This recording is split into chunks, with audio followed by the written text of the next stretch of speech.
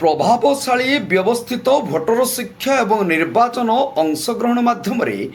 जिलापाल तथा जिला निर्वाचन अधिकारी श्री आशीष ठाकरे प्रत्यक्ष तत्वावधान में जिले में भोट हार वृद्धि और जनसाधारण को आगामी निर्वाचन में सामिल करने विशेष कार्यक्रम परिकल्पना करा जाई पर्यायक्रमे कार्यकारी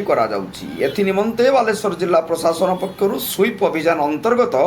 विभिन्न कार्यक्रम आयोजन करा ग्रामांचल और सहरांचल घर को घर बुली पथप्रांत नाटक गोष्ठी बैठक करी तृणमूल स्तर में जनसाधारण निकट में पहुँचवा सह भोट संपर्कित सेमान प्रश्नगुड़िकर समाधान करने जिला प्रशासन पक्षर व्यवस्था करा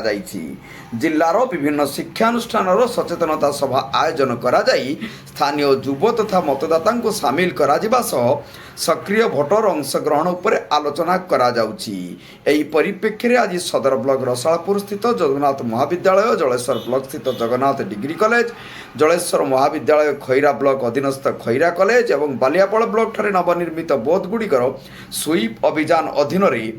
वाकथन साइकेल रैली दस्तखत अभियान पोस्टकार्ड माध्यम चिठी निर्वाचन पाठशाला भली अनेक सचेतनता भित्तिक कार्यक्रम अनुष्ठित हो जाइछि।